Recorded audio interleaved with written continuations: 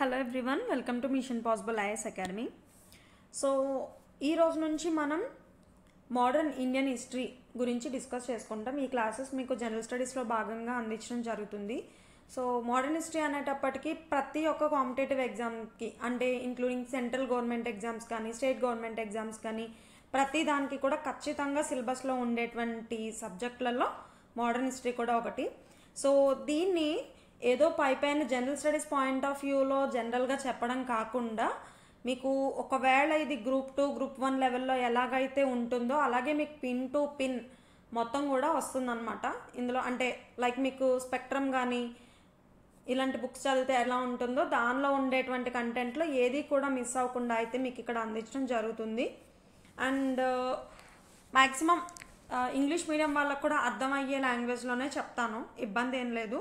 So బైలింగ్వల్గానే దీన్ని consider చేయొచ్చు మీరు. ఇఫ్ ఇన్ కేస్ తెలుగులో చెప్తున్నా కూడా ఎక్కడెక్కడ ఇంగ్లీష్ నీడ్ ఉంది, ఇంగ్లీష్ రిక్వైర్మెంట్ ఉంది, అక్కడంతా ఇంగ్లీష్లో చెప్పడం జరుగుతుంది.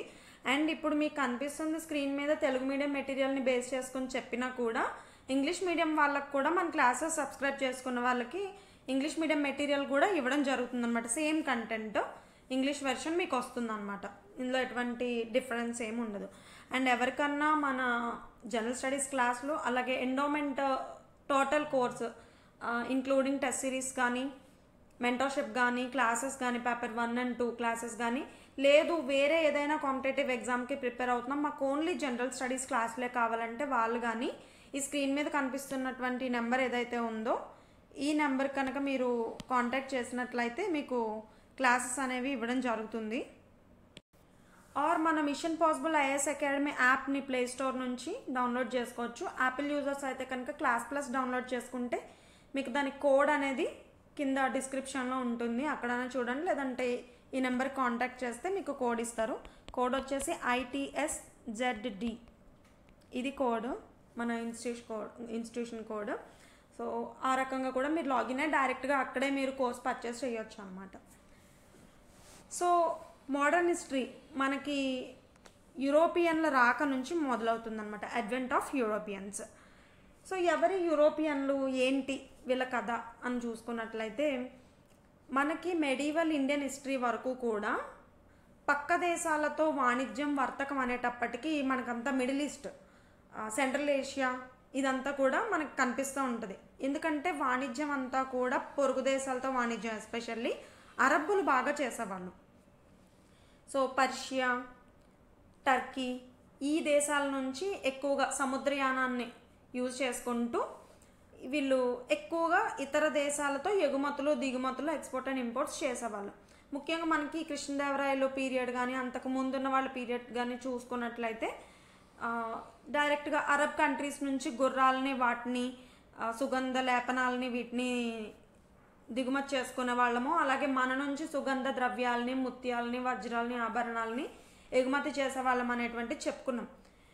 ఇది మెడివల్ హిస్టరీకి మాత్రమే పరిమితం కాదు, అంతకు ముందు కూడా ఈ సుమేరియా, మెస్పటోమియా వీటితో మనకి ఇండస్ వ్యాలీ సివిలైజేషన్ టైం నుంచి కూడా మనకి ఎక్స్పోర్ట్ అండ్ ఇంపోర్ట్స్ జరిగాయి అనేటువంటి దానికి ఎన్నో ఆధారాలు ఉన్నాయి. ఇక్కడ మన కాయిన్స్ అక్కడ దొరకడం, వాళ్ళ కాయిన్స్ ఇక్కడ దొరకడం, ఇలా అనేకమైనటువంటి ఆధారాలు మనకి లభించాయి.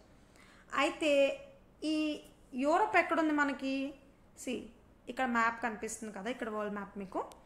సో ఇక్కడ మీకు యూరప్ ఈ ఏరియాలో ఉంది, ఓకే. ఇది మన ఏషియా. సో ఈ రెండిటికి మధ్యలో ఉన్నటువంటి యూరప్ని ఏషియాని కలిపేటువంటి ప్రాంతమే యూరేషియా ప్లేట్ అనుకోవచ్చు మీరు.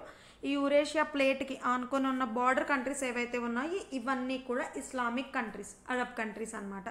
లైక్ టర్కీ, ఇక్కడ మీరు చూస్తే ఈ Armenia, Iran, Kuwait, Qatar, UAE ఇవన్నీ కూడా ఈ బార్డర్లో ఉంటాయి. సో ఇక్కడ మీకు ఏషియన్ కంట్రీస్, ఎస్పెషల్లీ ఇండియా నుంచి లేదా ఇండియా కన్నా కింద ఉన్నటువంటి ఇండోనేషియా, ఫిలిప్పైన్స్, బ్రోనై ఈ ఏరియాస్ నుంచి కూడా చెయ్యాలి అంటే సముద్రయానం గుండా ఈ మధ్యలో ఉన్నటువంటి ఈ అరేబియన్ సీ గుండా వర్తకం జరిగేదన్నమాట. ఆర్ ఈ చుట్టూ ఇటు మెడిటరేనియన్ సీ నుంచి మనకి తిరిగి వచ్చి, అంటే మధ్యధరా సముద్రం నుంచి తిరిగి వచ్చి ఇటు ఆఫ్రికాని చుట్టుముట్టి ఇటు తిరిగి వస్తే డైరెక్ట్గా మనకి ఇండియాకి వచ్చేస్తాం. ఇంకా మధ్యలో ఏం బ్యారియర్స్ ఏమీ లేవు. సో ఈ రకంగానన్నా చేయాల్సిన పరిస్థితి ఉండేది.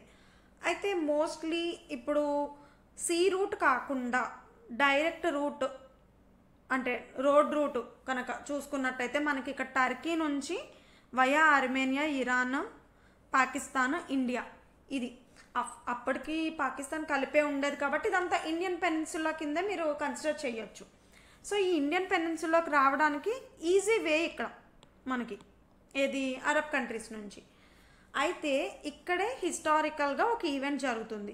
ఏంటి అంటే ఈ భారతదేశం నుంచి ఈ అరబ్ కంట్రీస్కి సుగంధ ద్రవ్యాలు, కాలికోస్ అంటే కాటన్ టెక్స్టైల్స్ అనమాట, అవి, అలాగే సిల్క్ పట్టు వస్త్రాలు, విలువైనటువంటి రాళ్ళు, జెమ్స్, స్టోన్స్, ఇవన్నీ కూడా యూరప్లో విస్తృతంగా వాటికి డిమాండ్ ఉండేది. యూరప్కి ఎక్కడి నుంచి వచ్చేవి అంటే ఇదిగో ఈ అరబ్ కంట్రీస్ వయా యూరోపియన్ కంట్రీస్కి వెళ్ళేవి. అండ్ చాలా హై ప్రైస్ పెట్టి అక్కడ కొనుక్కునే వాళ్ళు, వాటికి డిమాండ్ కూడా ఉండేది ఎందుకంటే చాలా నాణ్యమైనటువంటివి ఇవన్నీ కూడా, ఫైన్ క్వాలిటీ.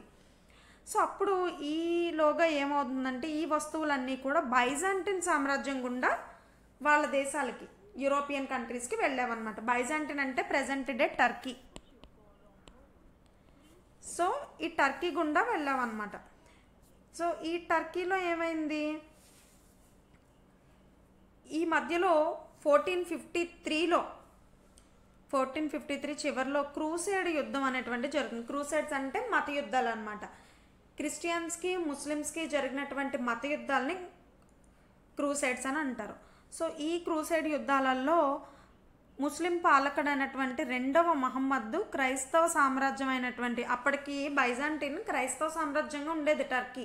ఇప్పుడంటే ముస్లిం కంట్రీ కానీ అప్పుడు క్రైస్తవ సామ్రాజ్యంగా ఉండేదన్నమాట.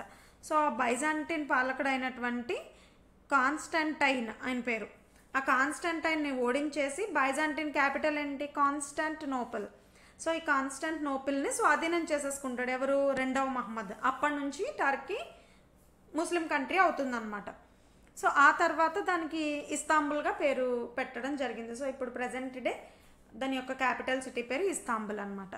సో ఈ సంఘటన ఎప్పుడైతే జరుగుతుందో యూరోపియన్ దేశాలకి ఆసియా దేశాలతో భూమార్గం గుండా వాణిజ్యం చేయడం అనేటువంటిది, ఎస్పెషల్లీ భారతదేశం, భారత్ కింద ఉన్నటువంటి ఇతర దీవులతో వాణిజ్యం చేయడం అనేటువంటిది కష్టం అనేటువంటి విషయం అర్థమైపోతుంది. సో అప్పుడు మనం ఈ భూమార్గం గుండా చేయలేము, అక్కడ ముస్లిం ఇన్వేషన్ అనేటువంటి జరిగిపోయింది. సో మన ఆధిపత్యం లేదు అక్కడ. అప్పటి వరకు క్రిస్టియానిటీ ఉండేది డామినెంట్గా బైజెంటిన్లో. సో ఇప్పుడు లేవు, ఆ పరిస్థితులు అలా లేవు, మనకు అనుకూలంగా లేవని చెప్పేసి. సో ఆల్టర్నేటివ్ రూట్ ఏంటి అని చూస్తే, ఆల్టర్నేటివ్ రూట్ ఏంటి, సముద్ర మార్గం. మరి సముద్ర మార్గాన్ని కనుక్కోండి, ఎలా వెళ్తే ఈజీగా భారతదేశానికి చేరుకోవచ్చో కనుక్కోండి అని చెప్పి ప్రయోగాలు చేస్తూ ఉంటారు. ఎస్పెషల్లీ పోర్చుగీస్ వాళ్ళు మొదటగా స్టార్ట్ చేసింది. సో అప్పుడు సముద్ర మార్గాన్ని కనుక్కోవాలంటే ఇక్కడ చూడండి మీకు మ్యాప్లో చూపిస్తున్నట్టు. సో ఇది యూరప్, ఇది ఇండియా. సో ఇక్కడికి రావాలంటే ఈ భూమార్గం నీకు బ్లాక్ అయిపోయింది. అప్పుడు నువ్వు చచ్చినట్టు ఏం చేయాలి, ఇదంతా చుట్టూ తిరిగి వయా ఆఫ్రికన్ తీరం గుండా భారత్కి చేరుకోవాలన్నమాట. సో మరి ఏ రకంగా వెళ్ళాలి, ఎలా వెళ్ళాలి అనేటువంటి మార్గాన్ని కనుక్కోమని చెప్పి ప్రయోగాలు జరుగుతూ ఉంటాయి. సో ఈ సముద్ర మార్గ అన్వేషణకి ముఖ్యమైనటువంటి కారణం ఏంటి, ఒకటి అరబ్బులు 2వ మహమ్మద్ కాన్స్టాంటినోపుల్ని ఆక్రమించుకోవడం, అక్కడ ముస్లిం సామ్రాజ్యాన్ని స్థాపించడం. సో యూరోపియన్స్కి భూమార్గం క్లోజ్ అయిపోవడం. రెండోది క్రూసేడ్లు అనేటువంటి యుద్ధాలు జరిగాయి కదా ముస్లిమ్స్కి అండ్ క్రిస్టియన్స్కి. సో వీటిలో ముస్లిమ్స్ది ఆధిపత్యం కావడం, 3 క్రూసేడ్ యుద్ధాలు జరిగాయి అనమాట. సో వీటన్నిటినీ కూడా దృష్టిలో పెట్టుకుని ఇది మనకు అనుకూలంగా లేని పరిస్థితి అని చెప్పి వీళ్ళ వ్యాపారం వీళ్ళు చేసుకోవడం కోసం భారతదేశానికి సముద్ర మార్గాన్ని అన్వేషించాల్సిన అవసరం వాళ్ళకి ఏర్పడింది. ఎవరికి, యూరోపియన్స్కి. సో మరి ఏ నౌకలు వెళ్ళాయి, ఎలా సముద్రయానం చేశారు అని చూసుకున్నట్లయితే, అప్పటి పోర్చుగీస్ కింగ్ జాన్ I, ఈ జాన్ I యొక్క కొడుకే హెన్రీ, ఇన్ఫాంటే హెన్రీ. ఈయన్నే హెన్రీ ది నావిగేటర్ అని అంటారు అనమాట. నావిగేటర్ అనేటువంటిది ఆయన బిరుదు. ఓకే, ఇతను నౌకాయానాన్ని విపరీతంగా ప్రోత్సహించి ఏకంగా నౌకాయానం మీద రీసెర్చ్ చేయడానికి ఒక పాఠశాలనే నిర్మిస్తాడు. ఓకే, అందుకనే అతన్ని హెన్రీ ది నావిగేటర్ అని అంటారు. ఇది చాలాసార్లు ఎగ్జామినేషన్స్లో అడిగినటువంటి బిట్, ది నావిగేటర్ అనేటువంటి బిరుదు ఎవరికి ఉంది అని.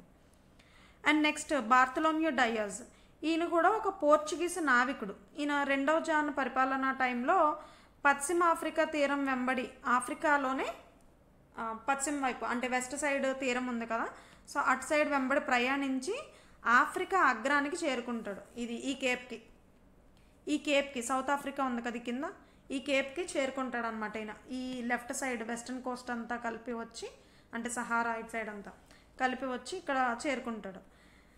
చేరుకుని అక్కడ తుఫాన్లు ఎక్కువగా ఉండడం కారణంతో అతను వెనక్కి వెళ్ళిపోతాడు, ముందుకు రాడు. అయితే దానికి మాత్రం ఆ కేప్కి మాత్రం కేప్ ఆఫ్ స్ట్రామ్స్ అని పేరు పెడతాడు అనమాట. తుఫానుల అగ్రం అనేటువంటి పేరు పెట్టి వెనక్కి మళ్ళీ వెళ్ళిపోతాడు వాతావరణం అనుకూలించక. నెక్స్ట్ వచ్చిన ఆయన కొలంబస్. ఈ పేరు మీ అందరికీ తెలిసే ఉంటుంది, క్రిస్టోఫర్ కొలంబస్. ఈయన ఇటాలియన్ అనమాట, ఇటలీకి చెందినటువంటి నావికుడు. ఈయన ఏం చేస్తాడు, భారతదేశానికి సముద్ర మార్గాన్ని కనుక్కోవాలి అనేటువంటి ఉద్దేశంతోనే అట్లాంటిక్ ఓషన్లోనే బయలుదేరతాడు. సో ఇక్కడ మ్యాప్లో చూడండి, ఇగో నార్త్ అట్లాంటిక్ ఓషన్. ఇక్కడ అట్లాంటిక్ ఓషన్లోనే బయలుదేరి ఇటలీ కదా, ఇక్కడ కదా ఇటలీ పైన ఉంటుంది మనకి. సో ఇక్కడ నుంచి బయలుదేరి all the way Atlantic ocean నుంచి ఈయన ఇటు రావాలి కదా, ఇండియా అంటే ఈస్ట్ సైడ్ రావాలి కదా, అలా రాకుండా వెస్ట్ సైడ్ వెళ్ళిపోతాడు. వెస్ట్ సైడ్ వెళ్ళిపోతే ఎక్కడికి వెళ్తాడు, కరేబియన్ ఐలాండ్స్కి వెళ్తాడు అనమాట, కరేబియన్ దీవులకి. సో వాటికి వెస్ట్ సైడ్ వెళ్ళిపోయాడు కాబట్టి దానికి వెస్ట్ ఇండీస్ అని పేరు పెడతారనమాట, అది ఇండియా కాదు అని చెప్పి.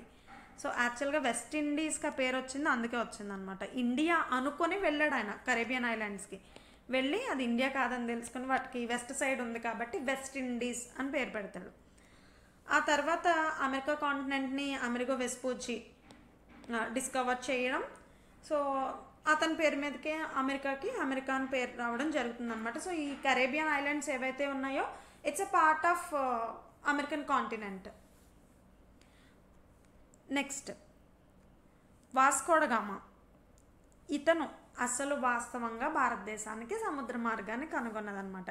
సో అంతకుముందు ప్రయత్నించిన వాళ్ళందరూ ప్రయత్నాలు చేశారు, కానీ రకరకాల కారణాల వల్ల డైరెక్షన్లు మారిపోవడము, అక్కడ నుంచి కొంత దూరం వచ్చి వెనక్కి వెళ్ళిపోవడము ఇలా జరిగాయి. కానీ వాస్కో డ గామా మాత్రం తెలివిగా భారతదేశానికి సముద్ర మార్గాన్ని కనుగొన్నాడు. ఎలా అంటే ఈయన టైంలో అప్పటి పోర్చుగీస్ రాజు, ఈయన పోర్చుగీస్ రాజు 1వ ఇమాన్యుయల్, ఆయన టైంలో ఆయన ప్రోత్సాహంతో 1947 జూలై 8 శాన్ గ్యాబ్రియల్ అనేటువంటి ఒక నౌకను, ఆ నౌక పేరు అనమాట, ఆయన వచ్చినటువంటి షిప్ పేరు శాన్ గాబ్రియల్. ఈ శాన్ గాబ్రియల్లో లిస్బన్ నుంచి, పోర్చుగీస్ రాజధాని లిస్బన్ నుంచి బయలుదేరి కేప్ ఆఫ్ గుడ్ హోప్ అని పేరు పెడతాడు అనమాట. ఏది తుఫాన్ల అగ్రం ఉంది కదా, దానికి ఈయన వచ్చి కేప్ ఆఫ్ స్ట్రామ్స్ కదా, కేప్ ఆఫ్ గుడ్ హోప్ అని చెప్పి, అంటే ఒక మంచి ఆశయంతో వెళ్తున్నాడు కాబట్టి ఒక హోప్తోని కేప్ ఆఫ్ గుడ్ హోప్ అని పేరు పెట్టి అక్కడ నుంచి ఒక అరబ్ వ్యాపారి అయినటువంటి అరేబియన్ వ్యాపారి ఇబన్ మజీద్ అనేటువంటి అతన్ని తీసుకుని అతని సహాయంతో భారతదేశానికి వస్తాడు. ఇబన్ మజీద్ వాస్కో డ గామా సముద్ర మార్గాన్ని భారతదేశాన్ని కనుక్కోవడానికి సహాయం చేసినటువంటి అరేబియన్ వ్యాపారి ఎవరు అంటే ఇబన్ మజీద్. సో అలా సంవత్సరం పాటు ప్రయాణం చేసి వాళ్ళిద్దరుని 1948 మే 20 నాడు, ఈ డేట్ ఇంపార్టెంట్, డేట్స్ చాలాసార్లు అడిగాడు ఎగ్జామినేషన్లో, మలబార్ కోస్ట్లో ఉన్నటువంటి కాలికట్ లేదా కల్లికోట, ఒకప్పటి పేరు కల్లికోట అనమాట. సో ప్రజెంట్ మనం కాలికట్ అంటాం కదా, కాలికట్ సమీపంలో కప్పడ్ అనేటువంటి ప్రదేశానికి చేరుకుంటాడు. ఈయన భారతదేశానికి సముద్ర మార్గం ద్వారా వచ్చినటువంటి మొట్టమొదటి యూరోపియన్గా గుర్తించబడ్డాడు. సో ఈయనతో పాటు అప్పుడు స్టార్టింగ్లో ఈయన ఒక్కడే రాలేదు, 4 నౌకలు బయలుదేరుతాయి, 170 మంది నావికులతో 4 నౌకలు బయలుదేరుతాయి. ఏంటి, San Gabriel, San Raphael, San Berrio and ఇంకొకటి మానవులు లేకుండా జస్ట్ గూడ్స్తో ఉన్నటువంటి ఒక నౌక అనమాట. సో ఈ 4 నౌకల్లో కలిపి మొత్తం 170 మెంబర్స్ ఉంటే, తిరుగు ప్రయాణంలో మళ్ళీ తిరిగి వెళ్ళేటప్పుడు 2 నౌకలు మాత్రమే మిగిలాయి అండ్ 54 మంది మాత్రమే మిగిలారంట. సో ఇది చాలా కష్టం సముద్రయానం అనేటువంటి, that all the way from Europe to India via Africa అంటే అది అసలు చెప్పక్కర్లే. ఎన్ని సముద్రాలు, ఎన్ని అఖాతాలు, ఎన్ని వాతావరణ మార్పులు ఇవన్నీ వస్తాయో దీన్ని బట్టి అర్థమవుతుంది అన్నమాట. 170 మందికి 54 మందే మిగిలారు వెళ్ళేటప్పుడు. సో ఏదైతే అయింది, మొత్తానికి వాస్కో డ గామా అయితే ఇండియాకి వచ్చాడు కాలికట్కి. ఈయనప్పుడు కాలికట్కి వచ్చేటప్పటికి అక్కడ పరిపాలిస్తున్న కాలికట్ రాజు ఎవరంటే జామోరిన్, రాజా జామోరిన్. లేదా ఈయనకే ఇంకొక పేరు మను విక్రమార్క, రాజా మను విక్రమార్క. అండ్ ఈయనకే సముద్రిక అనే పేరు కూడా ఉంది. సో జామోరిన్ అన్న, రాజా మను విక్రమార్క అన్న, సముద్రిక అన్న కూడా ఒకతనే. ఇది ఎగ్జామినేషన్లో ఇలాంటి క్వశ్చన్లు ఇవ్వచ్చు. ఒకవేళ ఆప్షన్స్లో ఈ 3 పేర్లు కూడా ఇచ్చి పైవారందరూ అని కూడా ఇవ్వచ్చు. సో గుర్తుపెట్టుకోండి, ఏదో ఒక పేరు గుర్తుపెట్టుకొని వెళ్ళిపోద్దు. సో ఆయన వచ్చి స్వాగతం పలికి వాస్కోడగామ ఫారినర్ కదా, సో చాలా కానుకలు అవన్నీ ఇస్తాడనమాట. ఇస్తే ఈ కానుకలన్నిటిని తీసుకొని వాస్కోడగామ తిరిగి వాళ్ళ దేశానికి వెళ్ళిపోతాడు. యూరప్కి వెళ్ళి అక్కడ అమ్ముతాడు అనమాట ఈయన ఇచ్చిన గిఫ్ట్లన్నీ. అమ్మితే వాటి యొక్క ఒరిజినల్ ప్రైస్ కంటే 60 times ఎక్కువ లాభం వస్తుందంట. 60 రెట్లు లాభం వస్తుంది. ఓర్ని ఇదేదో బాగుంది కదా, అమ్మో ఇంత వాల్యూ ఉన్నాయా యూరోప్లో భారతీయ వస్తువులకి అని చెప్పేసి ఇంకొకసారి రుచి చూసిన తర్వాత లాభాలు ఎందుకు వదులుతాడు? అక్కడ వెళ్ళి వాళ్ళ రాజుగారికి చెప్పి ఇది పరిస్థితి ఇలా ఉందని చెప్పి నేను మళ్ళీ పోతా ఇండియా అని చెప్పి మళ్ళీ అడుగుతాడు. అడిగితే 1502లో మళ్ళా 2 ఏళ్ళు గ్యాప్ ఇచ్చి మళ్ళా భారతదేశానికి తిరిగి వస్తాడు. రెండోసారి వస్తాడనమాట. ఈసారి కన్ననూరు అంటాం కదా, సో కన్ననూరు ఈసారి కూడా కేరళ తీరానికే వస్తాడు, ఈయన మలబార్ తీరానికే వచ్చి అక్కడ వర్తక స్థావరాన్ని కన్నూరులో ఏర్పాటు చేస్తాడనమాట. డైరెక్ట్గా ఈసారి పోర్చుగీస్ వర్తక స్థావరాన్నే ఏర్పాటు చేస్తాడు. చేసిన తర్వాత 1524 డిసెంబర్లో పాపం అనారోగ్య కారణంతో మలేరియా రావడంతో కొచ్చిలో చనిపోతాడు. అందుకనే ఈయన సమాధి ఇప్పటికీ కూడా వాస్కోడగామ సమాధి కొచ్చిలో ఉంటుందన్నమాట. చాలామంది తెలియక ఇప్పుడు గోవా వెళ్తే గోవా ఎయిర్పోర్ట్కి అక్కడ ఇక్కడ అన్ని చోట్ల పేర్లు వాస్కోడగామ పేర్లు కనబడుతూ ఉంటాయి. సో కాబట్టి బ్లైండ్ గెస్ లాగా వాస్కోడగామ సమాధి ఎక్కడుందని ఇంత క్రితం గ్రూప్ 3లో ఇచ్చిన క్వశ్చన్ అనమాట. చాలామంది తెలియక ఏమనుకుంటారు, ఆల్రెడీ ఒకసారి గోవా వెళ్ళొచ్చిన వాళ్ళు గోవాలో ఉంది కావచ్చు, అన్ని చోట్ల పేర్లు కూడా వాస్కోడగామ పేర్లు కనిపిస్తున్నాయి, పోర్చుగీస్ నేమ్స్ కనిపిస్తున్నాయి కదా అని గోవా పెట్టేస్తారు. గోవా ఆప్షన్స్లో ఇస్తాడు, అందుకే మిమ్మల్ని కన్ఫ్యూజ్ చేయడానికే. కానీ యాక్చువల్గా వాస్కోడగామ చనిపోయింది కొచ్చిలో. సో ఆయన సమాధి కూడా కొచ్చిలోనే ఉందన్నమాట. సో ఈయన మార్గాన్ని కనుక చూస్తే ఈయన పోర్చుగీస్ రాజధాని లిస్బన్లో స్టార్ట్ అయ్యాడు. And next Cape Verde and Saint Helena, Cape of Good Hope and Mozambique, Malindi, Calicut. ఇది ఈయన వచ్చినటువంటి సముద్ర మార్గం. అఫ్కోర్స్ ఇది అంత జనరల్ స్టడీస్ పాయింట్ ఆఫ్ వ్యూలో అంత ఇంపార్టెంట్ కాదు, బట్ ఒక వ్యూ కోసం చెప్తున్నా అంతే. సో ఇక్కడ ఈ 2వ జాన్ టైంలో దాన్ని తుఫాన్ల అగ్రం అని చెప్పేసి ముందు వచ్చిన అతను పెట్టాడు కదా పేరు. ఆ తర్వాత దానికి కేప్ ఆఫ్ గుడ్ హోప్గా ఎవరు నామకరణం చేశారంటే వాస్కోడగామ నామకరణం చేశాడు అనమాట. సో ఇప్పుడు వాస్కోడగామ భారతదేశానికి వచ్చినప్పుడు ఇక్కడ ఏం జరుగుతుంది అనేది కూడా చూసుకుందాం. ఇక్కడ మెయిన్ 2 ప్రధాన సామ్రాజ్యాలు. ఈయన వచ్చింది సౌత్ ఇండియాకి.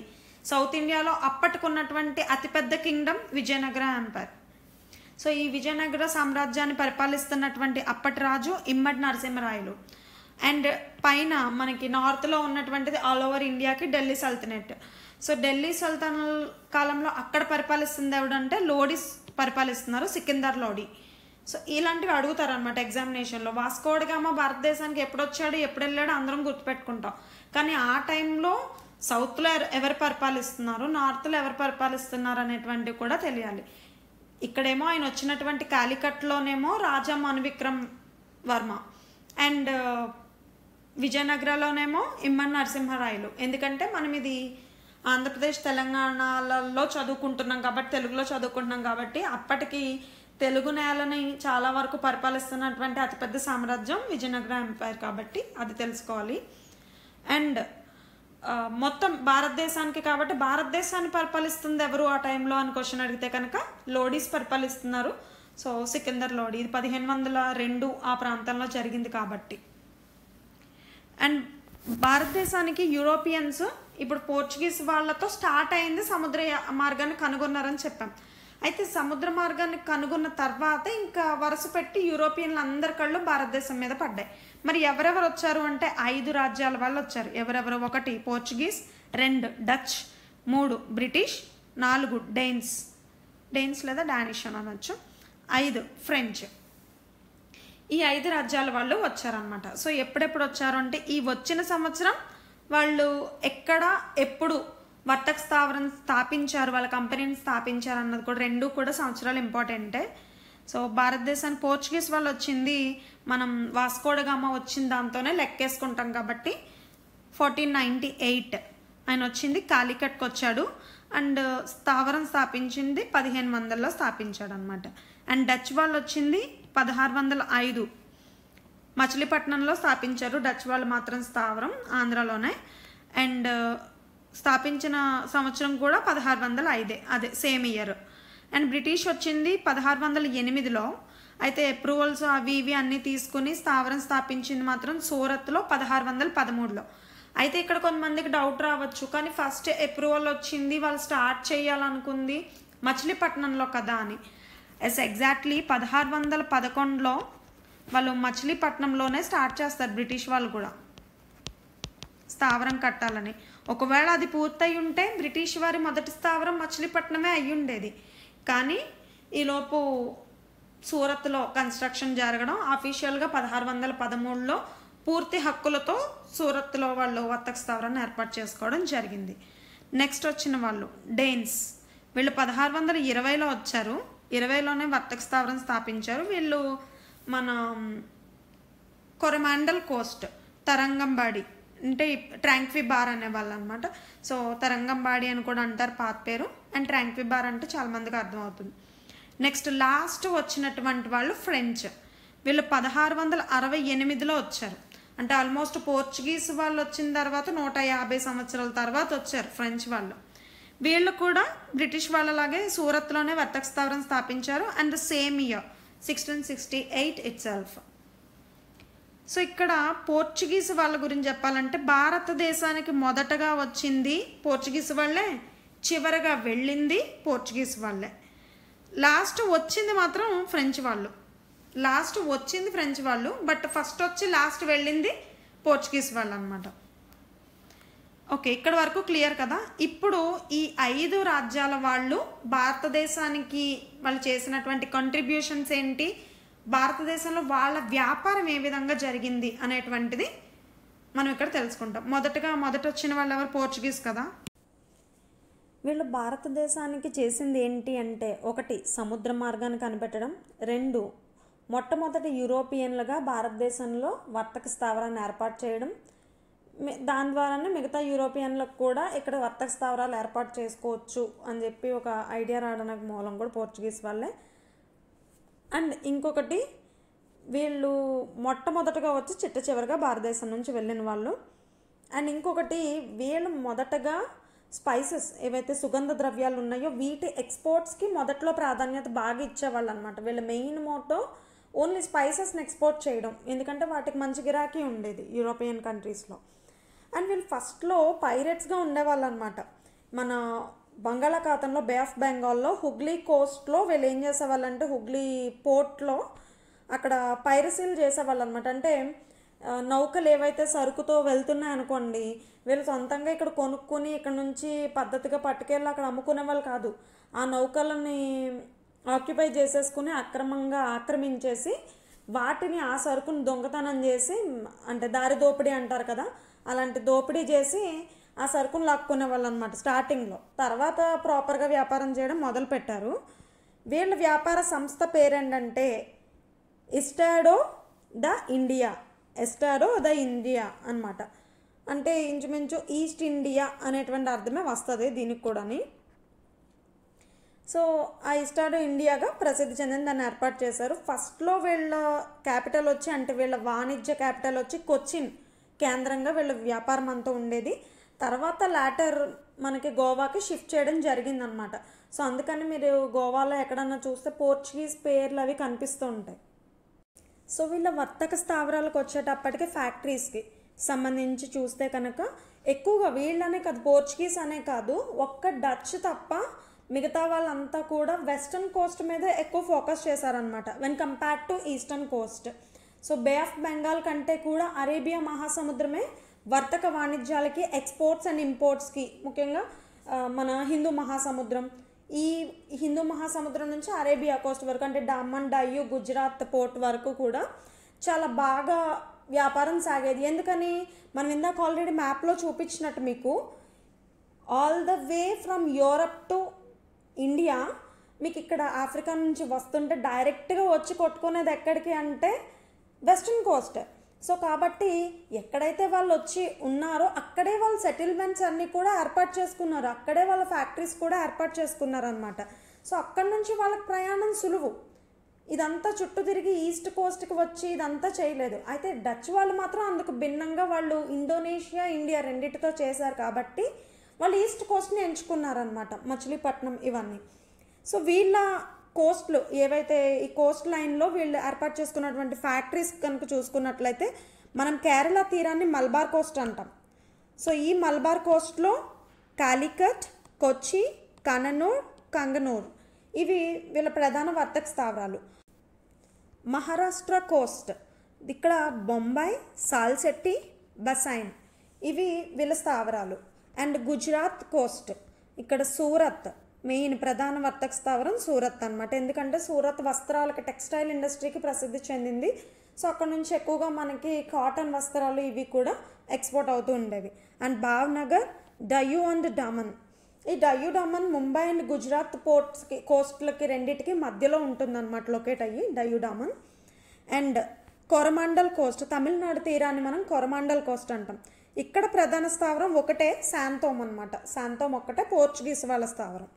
అండ్ ఆంధ్ర కోస్ట్, ఆంధ్ర కోస్ట్లో మచిలీపట్నం, నాగపట్నం ఇవి ప్రధాన స్థావరాలుగా ఉండేవి. అండ్ వంగ తీరం, వంగ కోస్ట్ అంటే బెంగాల్ కోస్ట్ అనమాట. సో ఈ బెంగాల్ కోస్ట్లో హుగ్లీ, చిట్టగాంగ్, సద్గావ్ ఇవన్నీ కూడా, హుగ్లీ, చిట్టగాంగ్, సద్గావ్ మూడు కూడా పోర్చుగీస్ వాళ్ళ స్థావరాలుగా ఉండేవి. సో ఇక్కడ మనం ఎగ్జామినేషన్ పాయింట్ ఆఫ్ వ్యూలో గుర్తుపెట్టుకోవాల్సింది ఆంధ్ర తీరంలో ఏంటి అంటే మచిలీపట్నం, నాగపట్నం. అండ్ ఎక్కువగా వాళ్ళు మొదటి నుంచి స్థావరం ఎక్కడ జరిపించారంటే మలబార్ కోస్ట్ కాబట్టి కాలికట్, కొచ్చిన్, కన్ననూర్ అండ్ కంగనూర్ గుర్తుపెట్టుకోవాలి. అండ్ కోరమండల్ కోస్ట్లో వీళ్ళది అంత పెద్ద ప్రాముఖ్యత ఉండదు, బట్ శాంతం ఒక్కటే ఒకటి ఉంది.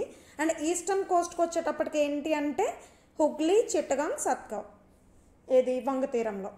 ఓకే, సో వీళ్ళు ఆ టైంలో, ఆ పర్టికులర్ టైంలో వీళ్ళు ఇప్పుడు 1400స్లోనే వచ్చారు మనకి.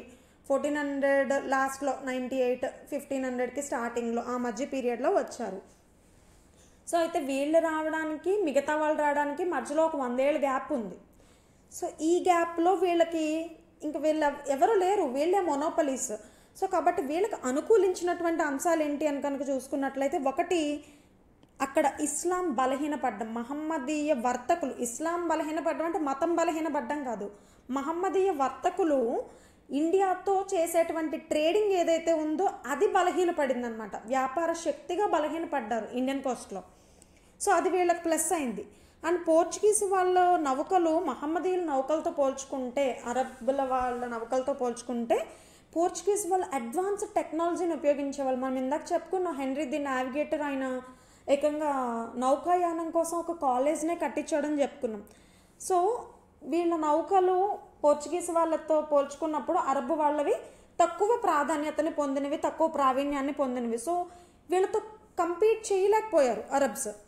అండ్ పర్షియాలో ఆ టైంలో, పర్షియన్, ఇరాన్ ఈ ఏరియాలో అంత కలహాలు అనమాట. అంటే ఈ సింహాసనం కోసం, వాటి కోసం ఆధిపత్యపు కలహాలు, ఇవి లోపల వాళ్ళకి ఇంటర్నల్ కలహాలు ఏవైతే ఉన్నాయో అవి వీళ్ళకి ప్లస్ అయ్యాయి. అండ్ ఉత్తర భారతదేశంలో లోడీ వంశం డిక్లైన్ అవ్వడం, లోడీ వంశం కొంచెం లాస్ట్కి మనకి ఆల్రెడీ వీళ్ళు వచ్చేటప్పటికే సికిందర్ లోడీ పరిపాలిస్తున్నాడని చెప్పుకున్నాం. అండ్ ఆ తర్వాత వచ్చినటువంటి సికిందర్ లోడీ తర్వాత వచ్చినటువంటి వాళ్ళు కొంచెం బలహీనమైనటువంటి పాలకులు కావడం వల్ల మొఘలులు దండయాత్ర చేయడానికి అవకాశం కలిగింది అక్కడ మనకి. ఓకే, ఆ టైంలో ఇక్కడ ఢిల్లీ సల్తనత్ decline and rise of Mughal ఈ మధ్యలో ఉన్నటువంటి పీరియడ్ అవ్వడం కూడా వీళ్ళకి ఇక్కడ కలిసి వచ్చింది పోర్చుగీస్కి. అండ్ ఇక్కడ సౌత్లో చూసుకుంటే విజయనగర ఎంపైర్లో మనకు అప్పటికే సాలు వంశం వస్తుంది. సాలు నరసింహరాయల పరిపాలన తర్వాత ఇది బలహీనపడుతూ వచ్చింది ఇక్కడ కూడా. సో అప్పుడు కూడా వీళ్ళకి అనుకూలించింది. అండ్ మలబార్ తీర ప్రజలు అరబ్ దోపిడీకి వ్యతిరేకంగా పోర్చుగీస్ సహాయాన్ని ఆశ్రయించడం. అప్పటికే చాలా కొన్ని వందల సంవత్సరాల నుంచి అరబ్బులు ఇక్కడ మలబార్ కోస్ట్ అంతా కూడా తిష్ట వేసుకుని ఉన్నారు. సో అందుకనే మనం కేరళను చూసుకుంటే ఇండియాలోకెల్లా చాలా యునీక్ ఫీచర్స్ ఉన్నటువంటి స్టేట్ కేరళ. ఏంటి అంటే అక్కడ ఒక టెంపుల్ స్టేట్గా మనం కేరళని చెప్తాం, గాడ్స్ ఓన్ కంట్రీగా చెప్తాం మనం దాన్ని. సో హిందూయిజం డామినెంటే, క్రిస్టియానిటీ డామినెంటే, అండ్ ఈ అరబ్ వర్తక వాణిజ్యాల వల్ల అక్కడ ముస్లిం కూడా డామినెంటే అనమాట. ఎవరికి వాళ్ళ అక్కడ ఆధిపత్యాన్ని చలాయిస్తారు. అండ్ ఇంకోటి ఏంటంటే ఈ మూడిటికి అతీతంగా కమ్యూనిస్ట్ పార్టీ రూలింగ్లో ఉంటుంది. సో ఇది చాలా పెక్యులియర్ ఫామ్ అనమాట అక్కడ కేరళలో ఉండేటువంటిది. సో ఇది ఏదేమైనప్పటికీ అప్పటికే ఎప్పటి నుంచో అరబ్బులు అక్కడ డామినెంట్గా ఉన్నారు వర్తక వ్యాపారాలు అవి చేసుకుంటూ. సో వాళ్ళు ఏంటంటే ఇప్పుడు అంటారు కదా, అమ్మేటప్పుడేమో జీడిపప్పు రేటు, కొనేటప్పుడు కందిపప్పు రేటు అని, ఆ రకంగా చేసేవాళ్ళు వ్యాపారం వాళ్ళు. సో అప్పటికి విసుగెత్తిపోయినటువంటి మలబార్ ప్రజలు ఏం చేశారు, పోర్చుగీస్ వాళ్ళని నమ్మడం మొదలుపెట్టారు. పోర్చుగీస్ వాళ్ళని ఆశ్రయించి ఈ అరబ్బుల్ని మెల్లమెల్లగా కట్ చేయడం మొదలుపెట్టారు అనమాట. సో వాళ్ళకి లోకల్స్కి ఎప్పుడైతే ఏ కష్టమైతే వచ్చిందో ట్రేడింగ్ విషయంలో లోకల్ మార్కెట్స్లో పోర్చుగీస్ వాళ్ళు కలగజేసుకుని వాళ్ళకి సహాయం చేయడం మొదలుపెట్టారు. సో ఇది కూడా ఇక్కడ ప్లస్ అనమాట. అండ్ ఉత్తర భారతదేశంలో చిన్న చిన్న రాజ్యాలు మాత్రమే ఉండడం. ఓకే, ఉత్తర భారతదేశంలో అప్పటికి చెప్తున్నాను కదా, మన ఢిల్లీ సల్తనట్ డిక్లైన్ అండ్ మొఘల్ రైజ్కి మధ్యలో ఉన్నటువంటి పీరియడ్ ఇది, క్రూషియల్ పీరియడ్. సో ఈ పీరియడ్లో ఏమైంది, చిన్న చిన్న రాజ్యాలు అంటే ఢిల్లీ సల్తనేట్లోనే కొంచెం అంతఃకలహాలు ఏర్పడడం వల్ల చాలామంది తిరుగుబాటుదారులు వీళ్ళు ఏం చేశారంటే సర్దార్లు అంటాం కదా, సో సర్దార్లు అందరూ చిన్న చిన్న రాజ్యాలని వాళ్ళు ఫామ్ చేసేసుకుంటూ వచ్చారు. సో ఇది కూడా వీళ్ళకి కలిసి వచ్చిందనమాట. అంటే ఒకే పెద్ద సామ్రాజ్యం ఒకే అజమాయిషీ కింద ఉండాల్సిన అవసరం లేదు. చిన్న చిన్న వాళ్ళని చిన్న చిన్న కానుకలు ఇచ్చి మెప్పించేయచ్చు. సో వాళ్ళంతా కూడా ఇన్వాల్వ్ అవ్వరు అనమాట. వాళ్ళ పరిధి దాటి వాళ్ళ ఏదైతే వాళ్ళు పరిపాలిస్తున్నటువంటి ప్రాంతం ఉందో దాని జ్యూరిడిక్షన్ దాటి వాళ్ళు ముందుకు వెళ్ళలేరు కదా. సో అది కూడా ఇక్కడ పోర్చుగీస్కి అనుకూలించింది అనమాట. అండ్ ఇంకొకటి సౌత్లో డెక్కన్లో ఏం జరిగిందంటే అప్పుడే కరెక్ట్గా బహమనీ సామ్రాజ్యం 5 రాజ్యాలుగా విచ్ఛిన్నం అయిపోయింది. ఇది కూడా కలిసి వచ్చేసింది అనమాట వీళ్ళకి. అండ్ ఇంకొకటి మనం ఆబ్వియస్లీ ముందు నుంచి చెప్పుకున్నాం, పోర్చుగీస్ వాళ్ళ దగ్గర అడ్వాన్స్డ్ ఈ నావల్ యూనిట్ ఉంది. సో ఈ సముద్ర నౌకా సామర్థ్యం ఎప్పుడైతే అధికంగా ఉందో వీళ్ళ ఎక్స్పోర్ట్ అండ్ ఇంపోర్ట్స్కి ఇది చాలా ప్లస్ అయింది వాళ్ళకి. సో వీళ్ళ మొట్టమొదటి స్థావరం భారతదేశంలో ఏంటి అని అడిగితే కాలికట్. పశ్చిమ తీరంలో ఏది అని అడిగితే అది కూడా కాలికట్టే, మొదటిది పశ్చిమ తీరంలోది. అలాగే తూర్పు తీరంలో ఏది తొలి స్థావరం అని అడిగితే మచిలీపట్నం. మోస్ట్లీ అందరికీ కూడా తూర్పు తీరంలో ఎక్కువ మందికి మచిలీపట్నమే ఉంటుంది స్థావరం, ఇది గుర్తుపెట్టుకోండి. అండ్ వీళ్ళు ఒక విధానాన్ని తీసుకొస్తారనమాట సముద్రంలో, కర్తాజ్ అనేటువంటి విధానాన్ని తీసుకొస్తారు. ఈ కర్తాజ్ అంటే ఏంటంటే లైక్ ఇప్పుడు మనం పే చేస్తాం కదా టోల్ ట్యాక్స్ టోల్ గేట్ల దగ్గర, అలాంటిదే సముద్రంలో నావికా ప్రయాణం చేసేవాళ్ళు కానీ నావల ద్వారా సరుకు రవాణా చేసేటువంటి వాళ్ళు కానీ పర్మిషన్లు అంటే తీసుకోవాల్సి ఉంటుందన్నమాట. అంటే ఈ వాటర్స్ ఉంటాయి కదా, ఇప్పుడు ఇండస్ వాటర్స్ లేదంటే హిందూ మహాసముద్రం జలాలు కానీ and bay of Bengal waters ఉంటాయి కదా, ఈ వాటర్స్లో పలానా సెట్ అయిన ఏరియా వరకు వచ్చినందుకు ఆ నౌకని అక్కడ దాటి ఆ పాయింట్ దాటి వెళ్ళాలి అంటే పాస్ తీసుకోవాల్సి ఉంటుందన్నమాట. కర్తాజ్ అనేటువంటి ఒక పాస్ వ్యవస్థని ఇంట్రడ్యూస్ చేశారనమాట. ఇది తర్వాత బ్రిటిష్ వాళ్ళు కూడా దీన్ని 1939 to 1945 మధ్యలో నావీసెక్ట్ వ్యవస్థ అనేటువంటి పేరుతో, వీళ్ళ కర్తాజ్ అని పేరు పెడితే నావీసెక్ట్ అనేటువంటి పేరుతో బ్రిటిష్ వాళ్ళు కూడా కొన్నాళ్ళు ఉపయోగించారు 39 to 45 మధ్యలో, అంటే ఇంక వెళ్ళిపోయే ముందు.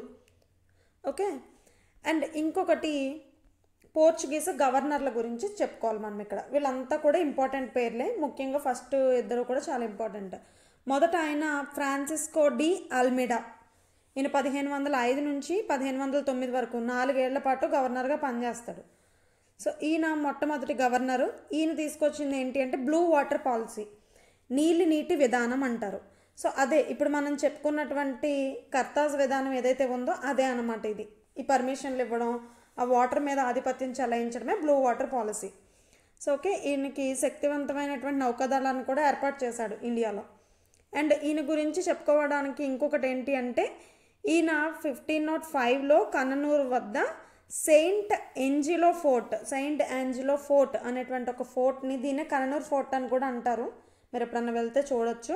సో ఆ ఫోర్ట్ని కట్టించింది కూడా ఇతనే అనమాట.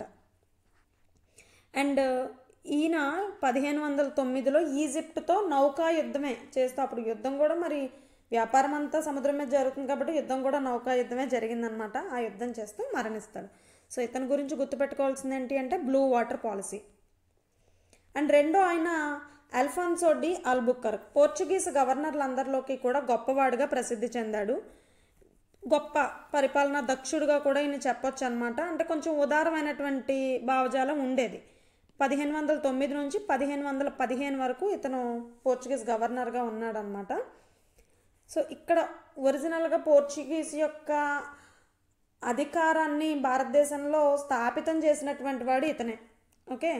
అండ్ 1510లో కృష్ణదేవరాయల టైంలో అతని సహాయంతో బీజాపూర్ సుల్తాన్ అయినటువంటి యూసఫ్ ఆదిల్ షాని ఓడించి అతని నుంచి గోవాని స్వాధీనం చేసుకున్నాడు అనమాట ఈయన. సో ఈ అల్ఫాన్సో డి ఆల్బుకర్క్ శ్రీకృష్ణదేవరాయల యొక్క సమకాలికుడు. సో ఆయన హెల్ప్తోనే ఇద్దరూ కలిసి యూసఫ్ ఆదిల్ షాని ఓడించి గోవాని ఆక్యుపై చేసుకుని అప్పుడు గోవాని మొదటి అధికారిక స్థావరంగా ప్రకటించాడనమాట. సో విజయనగర వాళ్ళతో మంచి సంబంధాలు ఉండేవి. ఈ గుర్రాల సరఫరా ఇవన్నీ, గుర్రాలు అంటే మన వాళ్ళకి ఇష్టం కదా, అరబ్బుల నుంచి యాక్సెప్ట్ చేసేవాళ్ళు, ఇటు పోర్చుగీస్ నుంచి కూడా గుర్రాలనే తీసుకునేవాళ్ళు అనమాట.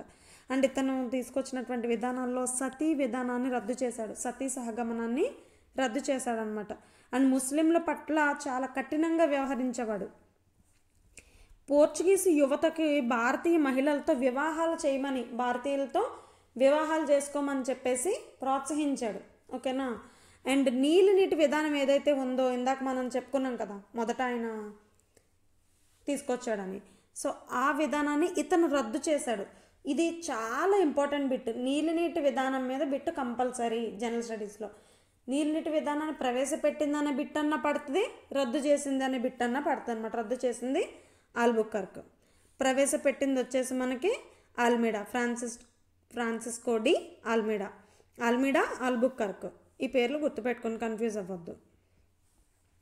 అండ్ 1511లో మలక్కా ఆక్రమణ, 1515లోనే మళ్ళీ ఆర్మజ్ ఆక్రమణ, పెర్షియన్ గల్ఫ్ అనమాట. ఆర్మజ్ అంటే ఇక్కడ మనకి ఇరాన్ ఆ ఏరియాలో ఉంటుంది, గల్ఫ్ ఏరియాలో. అండ్ 1515లోనే ఈయన గోవాలో మరణించడం జరుగుతుంది. సో ఈయన సమాధి ఎక్కడుంది అంటే గోవాలో ఉంది. గోవాలో మరణించిన ఈయన ఎవరు, మన ఆల్బుకర్క్. సో అందుకని ఇతన్ని ఏమంటారంటే భారతదేశంలో పోర్చుగీసు సామ్రాజ్య నిర్మాతగా ఆల్బుకర్క్ని చెప్తారన్నమాట. నెక్స్ట్ మూడవ గవర్నరు నినోడా కున్హా. ఈయన 1529 నుంచి 1538 వరకు గవర్నర్గా వ్యవహరిస్తాడు, ఆల్మోస్ట్ 10 ఇయర్స్.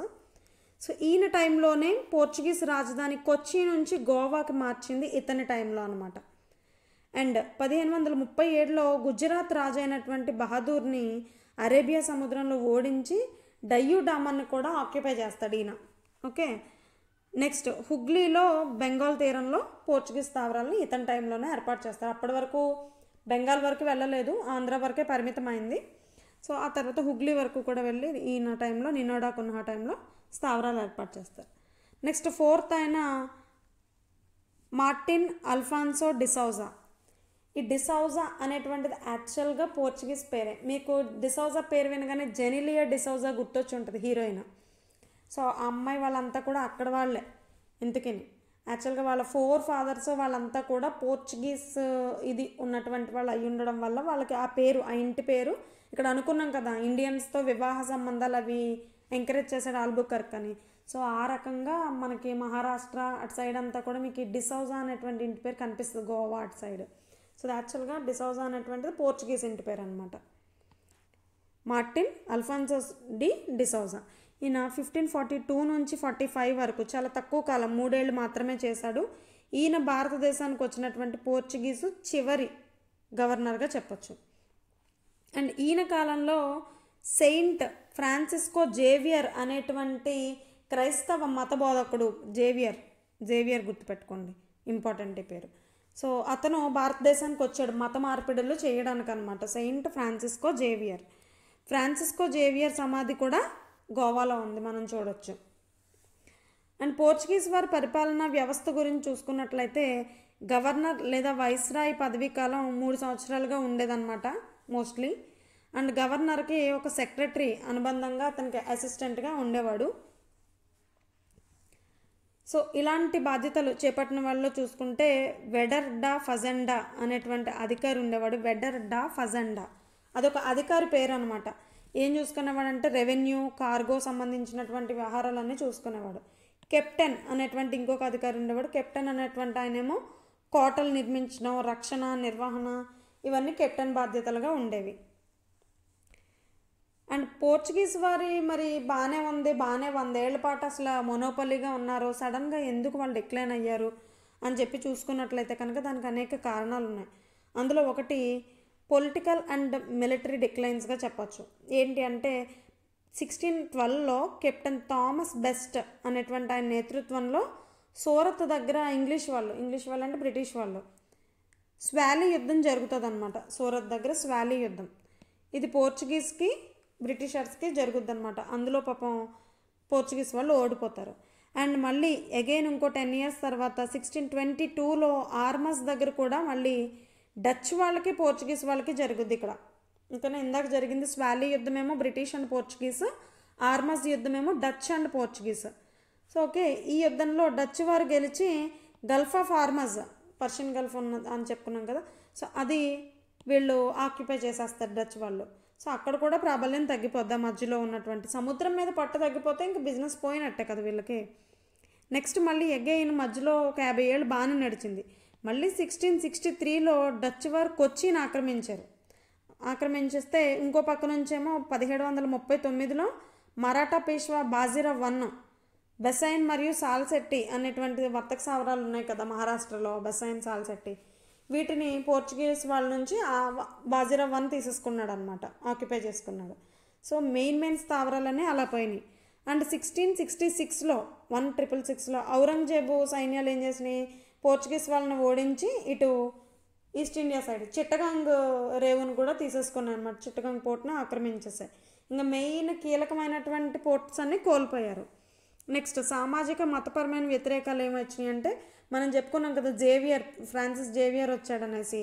అతను మత మార్పిడులు, మారువేషాల్లో వెళ్ళి క్రిస్టియన్స్ మతాల్లో ప్రచారం చేసి మత మార్పిడులు చేసిన ఘటనలు కూడా చోటు చేసుకున్నాయి అనమాట. సో పోర్చుగీస్ వారు వర్తకానికని వచ్చి మిగతా వేటి మీద దృష్టి పెట్టకుండా వర్తకంతో పాటు వాళ్ళ మెయిన్ ఫోకస్ అంతా వీళ్ళందరినీ క్రిస్టియానిటీలోకి మార్చాలి అని ఎప్పుడైతే పెట్టుకున్నారో సాంస్కృతికంగా ఇక్కడ వాళ్ళకి చాలా వ్యతిరేకత వచ్చిందనమాట. బానిస వ్యాపారం, మత మార్పిడులు ఇవన్నీ నచ్చలేదు, ఇక్కడ వాళ్ళకి వ్యతిరేకించారు. అండ్ 1632లో బెంగాల్ గవర్నర్గా ఉన్నటువంటి కాసిం ఖాన్ వీళ్ళని హుగ్లీ నుండి కూడా తరిమేశాడు. హుగ్లీ చాలా కీ రోల్ ప్లే చేసేటువంటి పోర్ట్ కదా, సో హుగ్లీ నుంచి కూడా కాసిం ఖాన్ తరిమేశాడు అనమాట. తరిమేసి అక్కడ ఉన్నటువంటి స్థావరాలన్నీ స్వాధీనం చేసుకున్నాడు, అదొకటి. నెక్స్ట్ ఆర్థికంగా చూసుకున్నట్లయితే పోర్చుగీసులు సముద్ర దొంగలు అంటే వాళ్ళని ఫిరంగిలు అనేటువంటి పేరుతో పిలిచేవాళ్ళు అనమాట. సముద్ర దొంగలు వాళ్ళతో కలిసి వ్యాపార నౌకలపైన దాడులు చేసేవాళ్ళు. మనం చెప్పుకున్నాం కదా పైరసీలు అవి చేసేవాళ్ళని. సో అవి చేసేటప్పటికి అది అనెథికల్గా అనిపించేది. సో పోర్చుగీస్ వాళ్ళని నమ్మడానికి లేదు, వీళ్ళ దగ్గర ఎథిక్సే లేవు అనేటువంటి దీనికి వచ్చేసి మిగతా వాళ్ళంతా ట్రేడర్స్ అందరూ బ్రిటిష్, డేన్స్, డచ్, ఫ్రెంచ్ వీళ్ళతో టైఅప్స్ పెట్టుకోవడం స్టార్ట్ చేశారు, అదొకటి. నెక్స్ట్ రాజకీయ పరిణామాలు చూసుకుంటే కనుక 1662లో పోర్చుగీస్ యువరాణి క్యాథరిన్ బ్రిగాంజేని బ్రిటిష్ రాకుమారుడు అనేటువంటి 2వ చార్లెస్కి ఇచ్చి వివాహం చేస్తారు. అమ్మాయి ఏమో క్యాథరిన్ బ్రిగాంజే పోర్చుగీస్ అమ్మాయి, అబ్బాయి ఏమో 2వ చార్లెస్ బ్రిటిష్ అతను. సో వివాహం చేసినప్పుడు కట్నంగా బొంబాయి సిటీని ఇచ్చేస్తారు. అసలు ఎంత విచిత్రమో చూడండి, ఆయన ఒక దేశం, ఆమె ఒక దేశం, ఈయన ఒక దేశం, వాళ్ళిద్దరూ మన దేశస్తులే కాదు. కట్నం ఏమి ఇచ్చారు అంటే మన దేశంలో ఒక పెద్ద సిటీని వీళ్ళ కట్నంగా ఇచ్చేసుకున్నారు, ఓకేనా. అదే మరి మన వాళ్ళు చేతకంతనం అంటే. సో ముంబైని కట్నంగా ఇచ్చేశారు, అది బొంబాయి కూడా చాలా కీలకమైంది కదా, సో అలా బొంబాయి కోల్పోయింది. అండ్ 1668లో మళ్ళీ బాంబేని ఈస్ట్ ఇండియా కంపెనీకి సాలీను 10 పౌండ్లకు లీజుకి ఇచ్చారనమాట 1668లో, ఓకే. నెక్స్ట్ 1687లో బ్రిటిష్ వాళ్ళు తమ ప్రధాన వర్తక స్థావరాన్ని సూరజ్ నుండి బొంబాయికి మార్చారు, ఎందుకంటే బాంబే పోర్ట్ ఇంకా పెద్దది. సో సూరత్ నుంచి బొంబాయికి షిఫ్ట్ చేసుకున్నాను అన్నమాట స్థావరాన్ని. సో ఆ ఏరియా మొత్తంలోని కూడా ఈ బ్రిటిష్ వాళ్ళ ప్రాబల్యం అనేటువంటిది పెరిగిందనమాట. అయితే ఈ పోర్చుగీసులు మొదట వచ్చారు, పాపం మధ్యలో ఎన్ని కోల్పోయినా చేసినా కూడా గోవాలో డయ్యూ డామన్లో మాత్రం చివరి వరకు కూడా వాళ్ళు అంటిపెట్టుకుని ఉన్నారు. ఈవెన్ మనకి ఇండిపెండెన్స్ వచ్చేసిన తర్వాత కూడా ఉన్నారు. ఆ తర్వాత 1961లో వాటిని ఆపరేషన్ విజయ్ అనేటువంటి పేరుతో అప్పటి మేజర్ జనరల్ కేపీ కాండెత్ నేతృత్వంలో దాన్ని ఆపరేషన్ విజయ్ చేసి ఈ పోర్చుగీసుల దగ్గర నుంచి గోవాని డయ్యూ డామన్ని మనం స్వాధీనం చేసుకున్నాం. అందుకనే డయ్యూ డామన్ ఒక కేంద్రపాలిత ప్రాంతంగా ఉంటుంది. అండ్ గోవా అప్పటికే స్టేట్స్ అని ఏర్పడిపోయాయి కాబట్టి లాస్ట్లో కలిసింది కాబట్టి ఒక ఇండిపెండెంట్ స్టేట్గా, చిన్న ప్లేస్ అయినా కూడా ఇండిపెండెంట్ స్టేట్గా ఏర్పాటు చేయడం జరిగిందనమాట. సో దీన్నే ఎనెక్సేషన్ ఆఫ్ గోవా లేదా లిబరేషన్ ఆఫ్ గోవా అని పిలుస్తారనమాట. కాకుండా కొన్ని ఎక్స్టర్నల్ ఫ్యాక్టర్స్ కూడా ఉన్నాయి. అప్పుడు దక్షిణ అమెరికాలో బ్రెజిల్ వలస రాజ్య స్థాపన కూడా జరిగిందనమాట. సో ఆ బ్రెజిల్ రాజ్యం స్థాపించిన తర్వాత ఇక్కడ ఉన్నట్టే ఇప్పుడు కూడా బ్రెజిల్ కాఫీ ఇంకా ఇతరత్ర సుగంధ ద్రవ్యాలు మన భారతదేశంలో ఎలా పండిస్తామో బ్రెజిల్లో కూడా అలాగే పండిస్తారు. కాఫీలో కూడా బ్రెజిల్ నెంబర్ 1 ఉంటుంది. సో అక్కడ వాటికి కూడా అట్రాక్ట్ అయ్యారు. సో పోర్చుగీసులు ఇక్కడ నుంచి అక్కడికి ఆసక్తి చూపించి అక్కడ వాళ్ళకి అది కూడా మనం భారతదేశానికి రావడానికి ఎంత పడుతుందో ఇంచుమించు బ్రెజిల్కి వెళ్ళడమే వాళ్ళకి ఇంకా సులువు కాబట్టి వాళ్ళు అక్కడికి మొగ్గు చూపారు. వాళ్ళ ఇంట్రెస్ట్ కూడా అటు మారిపోయింది. అండ్ పోర్చుగల్ దేశం భారతదేశం కన్నా చిన్నదై ఉండడం వల్ల భారతదేశాన్ని నియంత్రించడం, ఈ మత మార్పిడులు ఇవన్నీ కూడా ఎంత కల్చరల్ డైవర్సిటీ తీసుకురావడం, చేంజ్ తీసుకురావడం అనేటువంటిది వీళ్ళకి మనకి ఇక్కడ వీళ్ళతో పెట్టుకోకూడదురా బాబు ఎందుకు వచ్చిందిలే అని అర్థమయ్యి తోక ముడిచారు. అండ్ ఆల్బుకర్క్ వరకు బాగానే ఉంది కానీ ఆల్బుకర్క్ తర్వాత వచ్చినటువంటి వాళ్ళు ఎవరు కూడా గవర్నర్స్ అంత సమర్థులు కారు. అదొకటి వీళ్ళ డిక్లైన్కి కారణం. అండ్ ఈలోగానే ఇదంతా జరిగేలోపు ఈ మొఘల్స్ పటిష్టం అయిపోయారు అనమాట. వీళ్ళు వచ్చిన టైంలోనేమో మొఘల్స్ అప్పుడప్పుడే ఇంకా ఎవాల్వ్ అవుతున్నారు. అండ్ ఢిల్లీ సల్తనెట్ మెల్లగా డిక్లైన్ అవుతున్న పీరియడ్, అంతర్కలహాలు జరుగుతున్నాయి కాబట్టి వీళ్ళ ఆటలు సాగినాయి. కానీ ఎప్పుడైతే మొఘల్స్ ఆధిపత్యం బలంగా స్థిరీకరించుకున్నారో వీళ్ళకి అంత ఈజీగా లేదనమాట. ప్రతిదానికి పర్మిషన్లో ఫర్మాన్లు తీసుకోవాల్సి వచ్చేది. అండ్ 1580లో పోర్చుగల్ స్పెయిన్లో కలిసిపోయింది. సో అప్పుడు కూడా ఇంకా కొంచెం ప్రాబల్యం తగ్గింది. నెక్స్ట్ నౌకాదళాల ఉపసంహరణ కూడా కొంచెం దీనికి వీళ్ళ డిక్లనేషన్కి అది కూడా ఒక రీజన్గా చెప్పచ్చు. అండ్ ఇతర ఐరోపా వర్తక స్థావర సంస్థలు అంటే ఇంగ్లీష్ వాళ్ళు కానీ, డచ్ కానీ, ఫ్రెంచ్ కానీ భారతదేశంలో ప్రవేశించడం పోటీ ఎక్కువైంది. పోటీని కూడా తట్టుకోలేకపోయారు వీళ్ళు. అయితే మరి వీళ్ళు వెళ్ళిపోతూ భారత్ మీద వీళ్ళ యొక్క ముద్ర ఏ రకంగా ఉంది, ఏమేమి ఇంపాక్ట్ భారత్ మీద జరిగింది అని చూసుకున్నట్లయితే కనుక ఒకటి ఆర్కిటెక్చరు అండ్ కల్చరల్ ఇంపాక్ట్ అనేది చూసుకోవచ్చు. గోవాలో ఉన్నటువంటి చర్చిలు అవి చూస్తే కనుక గోతిక్ స్టైల్ అని చెప్తామన్నమాట మనం. సో ఈ స్పెసిఫిక్ గోతిక్ స్టైల్ని ఇంట్రడ్యూస్ చేసింది పోర్చుగీస్ వాళ్ళే అనమాట. ఇప్పటికీ చాలా కట్టడాలు, చాలా చర్చ్లు గోతిక్ స్టైల్లో ఉంటే దాన్ని మనం ఐడెంటిఫై చేయొచ్చు, ఓహో ఇది పోర్చుగీస్ వాళ్ళ స్టైల్, పోర్చుగీస్ వాళ్ళు కట్టించింది అని చెప్పేసి. సో అది ఇప్పటికీ కూడా అదొక ప్రముఖ స్టైల్గా మనం గుర్తిస్తూ ఉంటాం. గోవాలో ఉంటుందన్నమాట. అదొకటి. అండ్ గోవాలో పోర్చుగీస్ భాష కూడా ఒక సంప్రదాయమైనటువంటి భాషగా అక్కడ కల్చర్లో కలిసిపోయింది. అండ్ వాళ్ళ పద్ధతులు, వంటకాలు ఇవన్నీ కూడా ఇప్పటికీ గోవాలో మనకి కనిపిస్తూ ఉంటాయి అన్నమాట. ఎందుకంటే చాలా కాలం ఉన్నారు కదా, తక్కువ సంవత్సరాలు కూడా కాదు. అండ్ వ్యవసాయ రంగంలో చూసుకున్నట్లయితే కనుక అసలు మనకి అంతకు ముందు వరకు తెలియని, భారతదేశానికి పరిచయమే లేని ఎన్నో పంటల్ని పోర్చుగీస్ వాళ్ళే తీసుకొచ్చారు. మనం మామిడిలో బంగినపల్లి రకానికి చెందిన మామిడి అని చెప్తాం కదా, అలాగే ఆల్ఫాన్సో మామిళ్ళు అని అంటాం.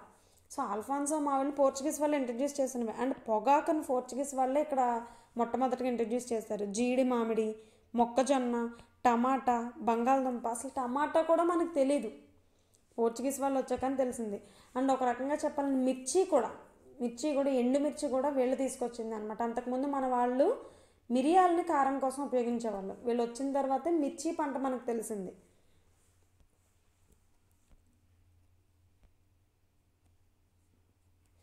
అయితే తర్వాత పొగాకు అంటే చిన్న ఇన్ఫర్మేషన్ కోసం ఇక్కడ మిడివల్ హిస్టరీ ఇది మనకు అవసరం లేదు. బట్ అక్బర్ కాలంలో 1604లో పోర్చుగీస్ వాళ్ళు వచ్చిన తర్వాతే కదా ఇది కూడా. సో అక్బర్ కాలంలో ప్రవేశపెడితే 1617లో జహంగీరు ఈ పొగాకు అనేటువంటిది ఖురాన్కి వ్యతిరేకం అని చెప్పేసి నిషేధిస్తాడనమాట. నెక్స్ట్ ముద్రణ రంగంలో చూసుకున్నట్లయితే ఫస్ట్ ముద్రణ యంత్రాన్ని, అచ్చు యంత్రాన్ని, ప్రింటింగ్ మెషినరీని తీసుకొచ్చింది కూడా వీళ్ళే అనమాట. అండ్ ఫస్ట్ ప్రింటింగ్ ప్రెస్ని ఇండియాలో స్థాపించింది వీళ్ళే. 1556లో గోవాలో స్థాపిస్తారు. అండ్ చాలా మెడిసినల్ ప్లాంట్స్ని కూడా ఇంట్రడ్యూస్ చేశారు. దానికి సంబంధించిన ఒక పుస్తకాన్ని కూడా 1563లో ది ఇండియన్ మెడిసినల్ ప్లాంట్స్ అనేటువంటి దాన్ని భారత్లో మొట్టమొదటిగా ముద్రించినటువంటి గ్రంథంగా చెప్తారు దాన్ని, ఇండియన్ మెడిసినల్ ప్లాంట్స్ అనేటువంటిది. ఇక రాజకీయంగా చూసుకున్నట్లయితే భారతదేశంలో పోర్చుగీస్ వాళ్ళు యుద్ధాలలో పాత్ర పోషించింది ఏంటి అంటే గోవా ఆక్యుపేషన్ టైంలో విజయనగర రాజులు వర్సెస్ డెక్కన్ సుల్తాన్లు బహ్మనీస్కి, అండ్ బహ్మనీస్ వర్సెస్ మొఘల్స్కి మధ్యలో కూడా వీళ్ళు కలుగ చేసుకున్నారు. అండ్ మొఘల్స్ వర్సెస్ మరాఠాలో టైంలో కూడా వీళ్ళు కలుగ చేసుకున్నారు అనమాట. సో ఇలా అనవసరమైన ఇక్కడ లోకల్ గొడవల్లో కూడా వీళ్ళు తలదూర్చడం కూడా వీళ్ళకి ఒక రకంగా నెగిటివ్ అయిందని కూడా చెప్పొచ్చు. అండ్ మనం క్యాథలిక్ చర్చ్ అంటాం కదా, సో ఆ క్యాథలిక్ క్రైస్తవ మతాన్ని ప్రోత్సహించింది పోర్చుగీస్ వాళ్ళే అనమాట. రోమన్ క్యాథలిక్స్ అంటాం కదా, అది వీళ్ళే తీసుకొచ్చారు. సో దానికోసం ఫ్రాన్సిస్కో జేవియర్ అనేటువంటి ఆయన సహకారంతో డిసౌజా అనేటువంటి మత ప్రచారకుడు 7 లక్షల మందిని వీళ్ళ టైంలో ఇండియాలో ఆ రోజుల్లోనే 7 లక్షల మందిని క్రిస్టియన్స్గా మత మార్పిడులు చేశారంట. ముఖ్యంగా రామేశ్వరం వెళ్ళే హిందువులు ఎవరైతే ఉంటారో వాళ్ళని టార్గెట్గా పెట్టుకుని యాత్రకు వెళ్తారు కదా. సో ఇప్పుడున్నంత అడ్వాన్స్డ్ ట్రాన్స్పోర్టేషన్ అప్పుడు లేదు కదా. సో వాళ్ళు కొంత దూరం కాలినడకని వెళ్ళడాలు ఇలాంటివన్నీ చేసేవాళ్ళు. సో వాళ్ళని టార్గెట్గా పెట్టుకుని వాళ్ళని మత మార్పిడి చేసేవారు అనమాట. అలాగే భారతదేశంలో ఆసియాలో క్రైస్తవ మతాన్ని ప్రవేశపెట్టిన మొదటి ఐరోపా వాళ్ళు ఎవరంటే పోర్చుగీస్ వాళ్ళే. ఇది పోర్చుగీస్ వాళ్ళకి సంబంధించి. అండ్ నెక్స్ట్ డచ్ వాళ్ళ ప్రాబల్యం మన మీద తక్కువే. ఇప్పుడు మనం మాట్లాడుకుంటున్న హాలాండ్ లేదా నెదర్లాండ్స్ అంటాం కదా, ఆ నెదర్లాండ్ దేశస్తులే డచ్ అని పిలుస్తారనమాట అప్పట్లో. సో వీళ్ళు 1602లో జేవి ఓల్డెన్ బార్న్వెల్ట్ అనేటువంటి అతని ఆధ్వర్యంలో డచ్ ఈస్ట్ ఇండియా కంపెనీ అనేటువంటి స్థాపించారు. వీళ్ళు మొదటగా ఇండోనేషియాలో వర్తక స్థావరాలు నెలకొల్పారు. ఆ తర్వాతే భారతదేశానికి వచ్చారు. డైరెక్ట్ రావడమే ఇండియాకి రాలేదు వీళ్ళు. అండ్ ఆ తర్వాత కూడా భారతదేశం మీద వీళ్ళకి ఫస్ట్ నుంచి ఇంట్రెస్ట్ లేదు కాబట్టి త్వరలోనే వదిలేసి మళ్ళీ ఇండోనేషియాకి వెళ్ళిపోయారు. సో తూర్పు తీరాన్నే లక్ష్యంగా చేసుకుని మెయిన్ ఫోకస్ అంతా ఈస్టర్న్ కోస్ట్ అనమాట వీళ్ళది మాత్రం. మిగతా వాళ్ళందరూ వెస్టర్న్ కోస్ట్లో స్టార్ట్ చేసుకున్నారు, కానీ వీళ్ళు మాత్రం ఈస్టర్న్ కోస్ట్నే పట్టుకున్నారు. వీళ్ళ మొదటి స్థావరం ఏంటి అంటే మచిలీపట్నం. దీనికి 1605లో అప్పటి గోల్కొండ సుల్తాన్ మహమ్మద్ కులీ కుతుబ్ షా ఫర్మాన్ జారీ చేస్తాడనమాట. సో అప్పుడు మచిలీపట్నంలో స్థావరాన్ని నెలకొల్పుకుంటారు వీళ్ళు. డచ్ వారి వ్యాపార ఉత్పత్తులు ఏంటంటే మెయిన్గా నీలిమందు, ఇండిగో, అండ్ ఓపియం, నల్లమందు అంటే డ్రగ్స్ అనమాట. ఓకేనా. నెక్స్ట్ బియ్యం, ఇక్కడ లభించేటువంటి బియ్యం, ఉప్పు, రాతుప్పు, ముడి, పట్టు, నూలు వస్త్రాలు ఇవి. సో సుగంధ ద్రవ్యాలు, స్పైసెస్ అనేటువంటివి ఎక్కువగా అమ్మేవాళ్ళు. స్పైసెస్కి ఇండియా ఎలాగైతే ఫేమస్, ఇండోనేషియా కూడా అలాగే ఫేమస్ అనమాట. సో ఇండోనేషియాలో బటావియా అనేటువంటి ప్లేస్ వీళ్ళకి అక్కడ ప్రధాన వర్తక స్థావరం అనమాట. బటావియన్ వర్తకం అంటారు, అందుకనే దాన్ని బటావియన్ ట్రేడ్ అని పిలుస్తూ ఉంటారు ఇప్పటికీ కూడా. సో ఆంధ్ర తీరంలో చూసుకున్నట్లయితే మచిలీపట్నం, భీమిలిపట్నం, నిజాంపట్నం 1641లో ఏర్పాటు చేసుకున్నారు. అండ్ కొరమాండల్ తీరంలో చూసుకున్నట్లయితే కనుక నాగపట్నం, పులికాటు, దేవానంపట్నం. అసలుగా 1641 అనేది కాదు, మచిలీపట్నాన్ని కనుక బేస్గా తీసుకుంటే కనుక మనకి 1605లోనే మనకి స్టార్ట్ చేస్తారు. ఇది మొత్తం 3 కలిపి 1641గా చెప్పారు అక్కడ, అంతే. యాక్చువల్గా వచ్చేసి 1605. నెక్స్ట్ కొరమాండల్ తీరం తమిళనాడులో నాగపట్నం, పులికాట్, దేవానంపట్నం. ఇక్కడ పులికాట్ ప్రధానమైనటువంటిది 1609లో కట్టారు. అండ్ గుజరాత్లో అయితే సూరత్ ఎలాగో మనకు తెలిసిందే 1616. అండ్ కేరళ తీరంలో కొచ్చిన్ 1663. అండ్ కొంకణ్ తీరం అంటే గోవా అనమాట, గోవాలో వెంగుర్లా అనేటువంటిది. అండ్ ఒడిస్సా కళింగ తీరంలో బాలాసోర్, వంగ తీరంలో చిన్సూరా, బారానగర్, కాసిం బజార్. సో ఆ టైంలోనే చిన్సూరా వారు కూడా జరిగిద్ది అనమాట. ప్రధానంగా కోరమాండల్ తీరం నుంచి సూర్యకారాన్ని తుపాకీ మందులో ఉపయోగించేవారు. సూర్యకారం దాన్ని ప్రధాన ఎక్స్పోర్ట్గా చేసేవాళ్ళు వీళ్ళు. డచ్ వారి పాలనకు సంబంధించి చూస్తే గవర్నర్లు వీళ్ళు గొడవ ఏంటని చూస్తే ముఖ్యమైన గవర్నర్లు, ఎక్కువ డీటెయిల్స్ అక్కర్లేదు, బ్రీఫ్గానే తెలుసుకుంటే చాలు వీళ్ళవి, అసలు ఇవి కూడా అక్కర్లేదు. Peter Both, John Coen. మనకు గవర్నర్లు వచ్చేటప్పటికి మీకు పోర్చుగీస్ అడుగుతారు, ఈస్ట్ ఇండియా కంపెనీ మన బ్రిటిష్ గవర్నర్లు అడుగుతారు, కొద్దో గొప్ప ఫ్రెంచ్, అంతే. డచ్, డేన్స్ పెద్ద ఇంపార్టెంట్ కాదనమాట. 1616లో జహంగీర్ అనుమతితోనే సూరత్లో ఫ్యాక్టరీ. ఇక్కడ మచిలీపట్నంలోనేమో కులీ కుతుబ్ షా అనుమతితో, సూరత్లోనేమో మన జహంగీర్ అనుమతితో జహంగీర్ జారీ చేసిన ఫర్మాన్తో ఫ్యాక్టరీని స్థాపించుకుంటారనమాట. సో అయితే ఆ తర్వాత పులికాట్ ప్రధాన స్థావరంగా ఉండేది వీళ్ళకి తూర్పు తీరంలో. 1690లో పోర్చుగీసుల నుండి నాగపట్నాన్ని వీళ్ళు స్వాధీనం చేసుకున్నారు. ఇందాక మనం చెప్పాం కదా వాళ్ళ చేతిలో ఓడిపోయారని. సో అది. సో ఇక్కడ డచ్ వారి స్థావరాలు ఇండియాలో డిక్లైన్ అయిపోవడానికి ప్రధాన కారణం ఏంటి అంటే, ఒకటి అంబయానా మాస్కర్, అంబయానా హత్యాకాండలు 1623లో. ఇది ఇండోనేషియాలో జరుగుద్ది అనమాట. ఇండోనేషియాలో డచ్ వాళ్ళకి బ్రిటిషర్స్కి జరిగినటువంటి యుద్ధం ఇది. సో ఇక్కడ డచ్ వారు 10 మందిని ఇంగ్లీష్ వారిని చంపితే 9 మంది జపాన్ వారిని, కెప్టెన్ గాబ్రియల్ టవర్సన్ తల నరికి చంపేశారనమాట. సో ఈ ఘటనల వల్ల ఆంగ్లేయులు తీవ్రంగా స్పందించారు. ఫస్ట్ డచ్ వాళ్ళే చంపుతారు. చంపిన తర్వాత దీనికి ఆంగ్లేయులు కూడా రివర్స్లో తీర్చుకోవాలనుకుంటారు ప్రతీకారం. ఆ తర్వాత బీదరా లేదా చిన్సురా యుద్ధం 1759లో, ఆల్మోస్ట్ ఓ 70 సంవత్సరాల తర్వాత. ఇక్కడ 1623 కదా, ఇక్కడ 1759లో. అప్పుడు ఏం జరిగింది, 7 సంవత్సరాల యుద్ధం సందర్భంగా British Francis Ford versus Dutch వాళ్ళ జేబీ రసెల్. ఫ్రాన్సిస్ ఫోర్డ్ ఏమో బ్రిటిష్ తరపు నుంచి, రసెల్ అనేటువంటి అతనేమో డచ్ వారి తరపు నుంచి యుద్ధం చేస్తారనమాట. సో మీర్ జాఫర్ ఏం చేస్తాడంటే, ఇతను మన కోల్కతా మీర్ జాఫర్ డచ్ పక్షానికి మద్దతు ఇస్తాడు. అప్పుడు బ్రిటిష్ గవర్నర్ ఎవరు అంటే రాబర్ట్ క్లైవ్తో పెట్టుకుంటే మామూలుగా ఉండదుగా, మొత్తానికి డచ్ని స్మాష్ చేస్తాడనమాట. సో అప్పుడు ఫలితంగా డచ్ వారు భారతదేశంలో తమ స్థావరాలు అన్నీ కూడా, ఎన్ని స్థావరాలు ఉన్నాయో అన్ని స్థావరాలు బ్రిటిష్కి వదిలేసి ఇండోనేషియాకి వెళ్ళిపోతారు. అక్కడే ఇంకా లాస్ట్ వరకు వాళ్ళు ఎక్కువ ఇండోనేషియాలో చేసుకుంటారనమాట. సో డచ్ వారి ప్రాబల్యం మన భారతదేశం కంటే కూడా ఇండోనేషియన్ హిస్టరీలో ఎక్కువగా చెప్పుకుంటూ ఉంటారు. మనకు అంత ఇంపార్టెంట్ కాదు. మొదటి స్థావరం ఏంటి, ఎక్కడ స్థాపించారు, ఎక్కువ స్థావరాలు వెళ్ళే ప్రధాన స్థావరాలు ఈస్ట్ కోస్ట్లో ఏమున్నాయని చూసుకుంటే చాలు. ఈ యుద్ధాలు అంబయానా మాస్కర్ అండ్ చిన్సురా బ్యాటిల్, ఈ 2 ఇయర్స్ గుర్తుపెట్టుకోండి, 1623 అండ్ 1759. ఇంతే, డచ్ వారి గురించి ఎక్కువ తెలుసుకోక్కర్లేదు. సో అయితే ఆల్రెడీ 1 అవర్ ఆల్మోస్ట్ అయిపోతుంది కాబట్టి క్లాస్ ఇక్కడితో స్టాప్ చేస్తున్నాను. ఎందుకంటే బ్రిటిష్ వాళ్ళ గురించి తెలుసుకునేది ఎక్కువ ఉంటుంది. బ్రిటిష్, నెక్స్ట్ డేన్స్ తక్కువే ఉంటుంది, నెక్స్ట్ ఫ్రెంచ్ కూడా బాగానే ఉంటుంది, తక్కువే ఉండదు. బ్రిటిష్ అంత ఎక్కువ కాకపోయినా బాగానే ఉంటుంది అది కూడా. కాబట్టి అది మనం నెక్స్ట్ క్లాస్లో డిస్కస్ చేసుకుందాం. ఎందుకంటే ఇన్ని హిస్టరీ కదా, గుర్తుపెట్టుకునేవే ఎక్కువ ఉంటాయి, గుర్తుపెట్టుకోలేరు. కాబట్టి ఇక్కడితో స్టాప్ చేస్తున్నాం.